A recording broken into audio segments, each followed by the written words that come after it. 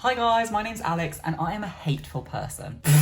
I can't keep my face straight. Hi guys, my name's Alex and I am currently in South Korea and I have had to dig very, very deep into my very, very shallow, hateful pockets to try and find 5 things that I absolutely hate about South Korea. There are so many amazing things about Korea and I will leave a link up above about the video that I just made stating 5 things that I absolutely love about South Korea. However, in this video, I'm going to talk about things that I absolutely hate. And yeah, in all honesty, I'm not really a hateful person. I feel like I'm very much an optimist. I will find like the good in everything. However, that being said, there are some things in Korea that are not the best, and I'm going to share them with you right now. And as always, if you like this kind of content, or if you want to ask me any questions or anything regarding living over here in South Korea, make sure you hit the subscribe button, or you want to leave a comment down below. I will gladly get back to you. Or if you want to give me a follow on Instagram, I will get back to you there also. So without further ado, here are 5 things that I hate about South Korea. These are in no particular order. However, the very first thing that I hate about living in South Korea is being stared at. Now, when I first moved over here, I was like, oh, is everybody staring at me? I was like, oh, this is a bit of like a novelty, and the fact people stare at you, because in all honesty, like, Korean isn't that foreigner-friendly place. That's just my opinion. However, it quickly became apparent since living over here that everybody loves to bloody stare. Now, I'm talking about like everybody. I'm talking about like young people. I'm talking about little kids. I'm talking about old people. Oh my goodness. Old people will literally stop in their tracks, look at you,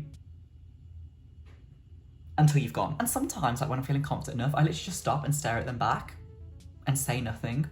And I feel so uncomfortable. It's absolutely iconic. But for the most part, like, it isn't really a big thing over here now. But when I first came over here and I was like, oh my God, why are all these people staring at me? I was just like kind of overwhelmed. I was just like, this is not okay, girlies. And I love the fact that I can be like anonymous in South Korea. So I can put like my hood up, I can put my mask on and no one can tell who I am. However, everybody will know that I'm a Daegu, no matter how hard I try and disguise myself. Like in the cities, it's actually not too bad. So like if you're in the center of Seoul or in the center of Daegu where I live, it's really not too bad. However, where I actually live in the countryside, I am like a local celebrity, I swear to God. Like some children over here have never seen a Daegu in their life, like babies like 1, 2 years old. So I can totally understand why they're staring. They're like, oh my God, what is this in my hometown? But when it comes to like adults staring at you, I am a bit like, okay. But it is just one of those things that you get used to. But I'm not gonna lie, sometimes I do hate it. So the second thing I hate about South Korea is the fact that children are so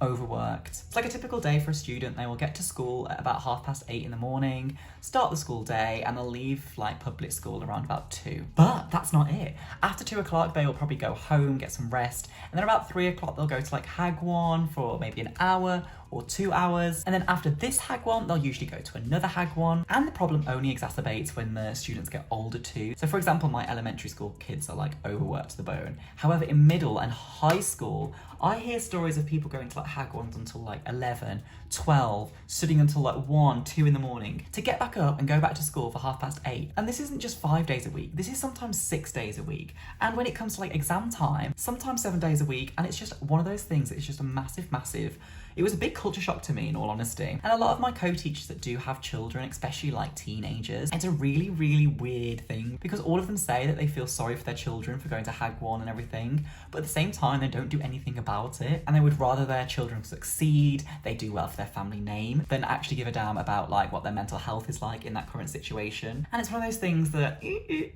does not sit right with me. It's all this hard work for what? Like just to improve the family name, to get a better job, to get more money. Like, life is so much more than just money and having a good job. So yeah, that's one thing that you'll definitely notice if you do move over to South Korea, or if you ever visit, that children are definitely overworked. The third thing I absolutely goddamn hate about South Korea. Now, this is one thing that I've definitely got accustomed to, and I've definitely saw myself doing it a lot more now that I've lived over here for quite a while, but personal space.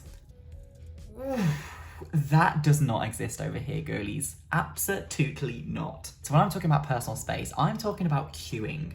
I'm talking about like anywhere in the street. Like people will walk past you like this. Like for example, say if I'm queuing for the bus, like there is no way that I'm getting on that bus without being pushed and shoved. Ajumas will literally barge past you with their shopping bags, their wheelie trolley thing, barge past you with open arms.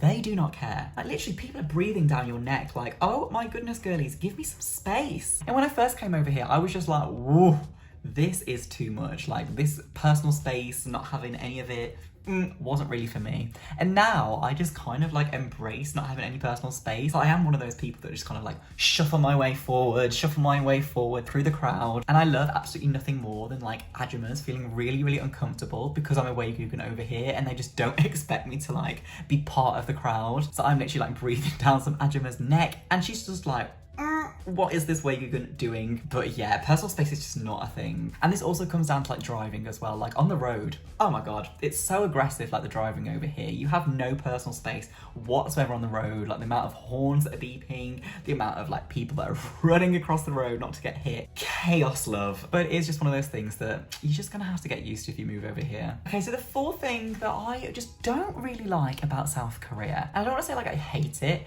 but it's definitely one of those things that is like eye-opening to me, and it's just like, like I want you to be more of this. And this is about vulnerability. So Koreans in general, like I said earlier, are very hard-working people. And they work very, very hard to often please other people before themselves. They often don't like to admit when they're feeling sad, when they're feeling depressed, or they're not succeeding, because this is like seen as a bad thing to like suggest that you're ever feeling sad. And also like being weak in Korean society, that is an absolute no-go. You cannot be doing that. But I just want Koreans to realise that being vulnerable and being like okay with your emotions, like that's an okay thing to do. Sometimes I don't think they realise the importance of like slowing down, taking a break, and actually focusing on themselves rather than like completely focusing on their family or on their co-workers or everyone else around them, or even just society in general. I've always thought like the feeling of being sad is not a negative emotion. Like my philosophy is that we are born into this world with all these emotions. Like we experience happiness, sadness, anxiety, excitement, and we are literally born into this world with all these emotions. So experiencing like a sadness compared to happiness is like totally an okay thing. We've been so accustomed to understanding that being sad is like a bad thing. Really, being sad is not a bad thing. Being sad is human. And to me, like Koreans just cannot understand this at all. And it's not just like an individual thing, it's a society thing as a whole. And it's definitely something that's opened my eyes to appreciating my own emotions, because when I go through it, like when I'm happy, like I'm really, really happy. When I'm sad, like I proper like go for being sad. And I want to be vulnerable. And what I'm saying is like I want Koreans to be vulnerable too, because that is just not a thing that Koreans possess in their personality trait. I just want to let them know that it's okay to be vulnerable. And if you're sad sometimes, or if you're struggling, it's okay to ask for help. The fifth thing I do not like about South Korea, and this is definitely a hate, is motorbikes. And not only motorbikes, but motorbikes on the footpath. The footpath. The path for feet, not motorbikes. The amount of times I have nearly been killed because I have been run over by a motorbike, oh my goodness, I cannot even deal. Like these motorbikes literally zoom past you, and if you happen to be in their way, that is not their problem, that is your problem. Even though you are on the footpath, they will gladly run you over. Like they are dangerous, I can't even believe it. And even on cycle paths, which are meant for, you guessed it, cycling, these motorbikes are going full wham. There's kids around, there's old people around, there's me around. Honest to God, like the motorbikes are absolutely crazy over here. And it's only got worse because like takeout and like fast food delivery services are like really like big over here. So motorbikes are just crazy. And like say if you're waiting to cross the road as well, they will literally like pull in next to you, zoom past the red light. They do not care whatsoever. So if you do come over here to live or to visit in South Korea, do expect to be run over.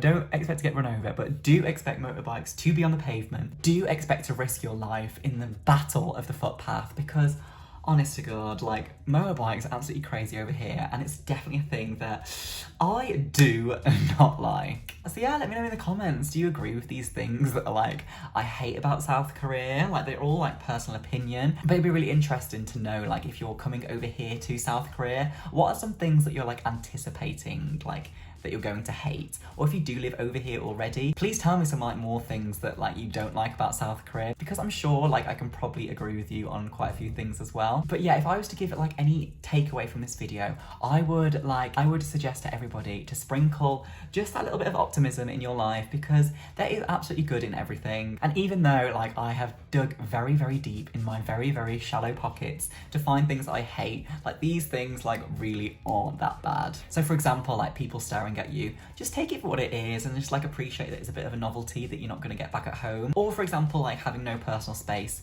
again, just deal with it. Like for example, you worrying and you complaining about not having personal space will not change anything. Just go with the flow, appreciate not having any personal space, and just spin things into a positive, because there is good in everything. So yeah, thanks so much for watching. I hope you have a gorgeous, gorgeous girl day. And if you're watching this in the evening, I hope you have a wonderful, gorgeous girl evening.